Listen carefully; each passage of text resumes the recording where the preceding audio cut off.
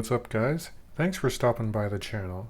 So for this video, I wanted to talk to you about the micro brand Halios and their Seaforth divers, why it has such a cult following, and the best way to get one, because to be honest, trying to order one as they become available on the website is very difficult. I think for the version 4 release of the Seaforth, there was even a lottery system. So your best bet is really to go to the used secondary market. You'll find a few of them floating around, and in particular, the one I have in my hand today is their blue bronze version of the Seaforth with a fixed bezel that doesn't have any dive time graduations on it. But overall, the aesthetics of this watch and the quality you can get these for on the used market, which hovers right around 1,000 Canadian dollars. Sometimes you'll find it a bit under, sometimes you'll find it a bit over. But I think that's the way to go to get these watches. Even though retail on these particular timepieces is around 775 Canadian, extremely difficult to get. But I think for the money, they're some of the best quality divers you can pick up. And I'll go over the specs and the dimensions for this watch so you understand how I kind of came to that conclusion. Also quickly mention that when you buy the watch, you also get the cool leather travel pouch, and this version came with 2 extra straps. So this one is unworn by the previous owner. You can see it's a nice leather strap here. This one's more of a color matched with blue stitch to the dial, and it even comes with an additional Halios bronze buckle. Now, being in bronze and also a couple years old, you can see that the watch head has started to develop a nice patina around the case. The case in general, very nice angular lugs that turn down a bit. The case back itself is 316L stainless steel with just some minimal information on it. But very nice bronze patina that does develop, and I just think it adds to the overall character of a timepiece. With respect to the dimensions, I measure this at a 40 millimeter case diameter.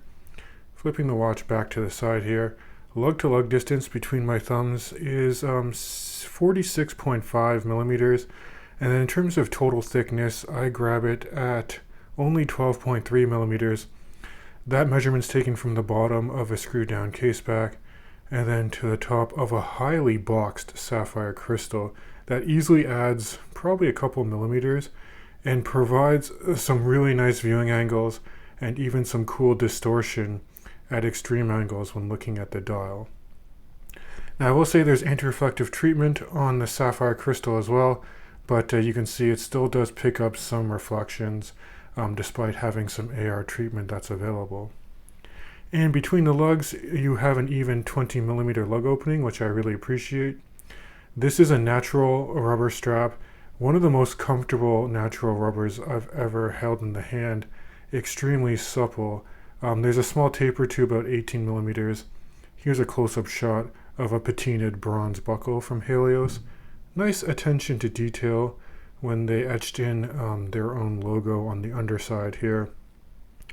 And again, there's some very nice grooves for venting heat or moisture, and then you can see there's multiple perforations in the long portion of a strap, so you will get a good fit on the wrist. And here's a quick in-studio wrist shot, just to give you an idea of how this diver would wear if your wrist size is 7.5 inches. That's 19 centimeters in circumference if you use the metric system. You can just see the nice distortion on that box sapphire and just how dynamic that sunburst blue dial is.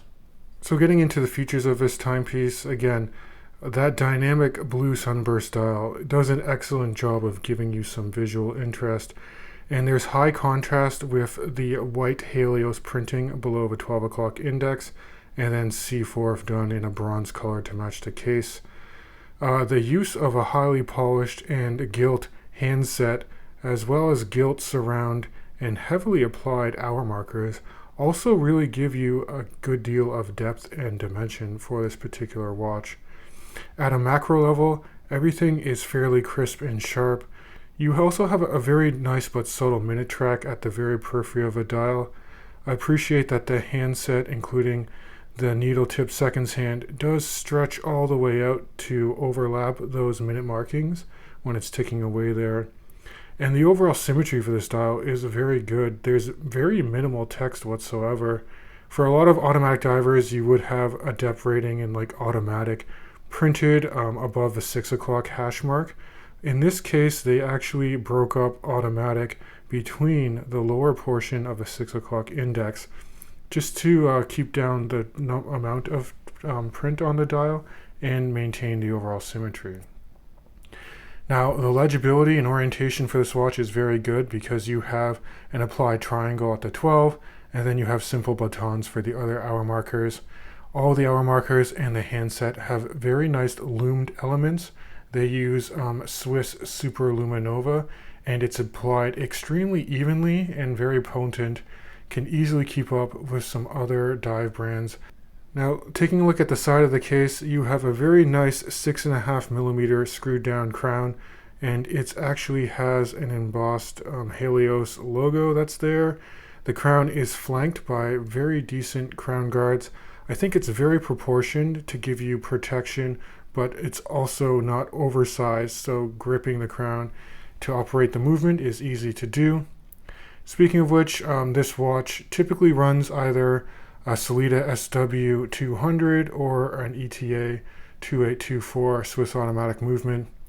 I suspect, given the sourcing of ETAs being scarce, they're using a Sellita movement inside this particular watch, which means you're getting about a 40-hour power reserve. Interestingly, if you unthread the crown, which by the way gives an extremely nice pop, there doesn't appear to be any ghost date position, so you just pull it out once and then you can hack the movement by stopping the balance, and then you can set precisely to any reference time you want, and then it's also easy to manually wind the movement in its neutral position. And the thread down experience for this watch is very good, catches the threads no problem, and I really like the crown operation and just the overall build quality that you get with Halios divers. Now, in terms of potential points for improvement, I'm really nitpicking here.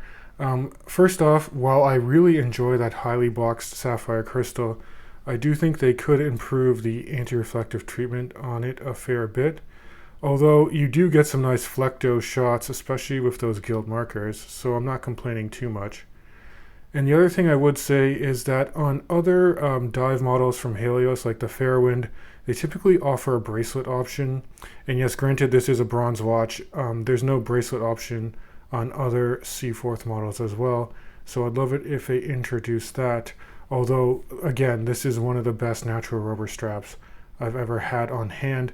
And I can easily see this watch being a strap monster, just given how versatile this timepiece can be.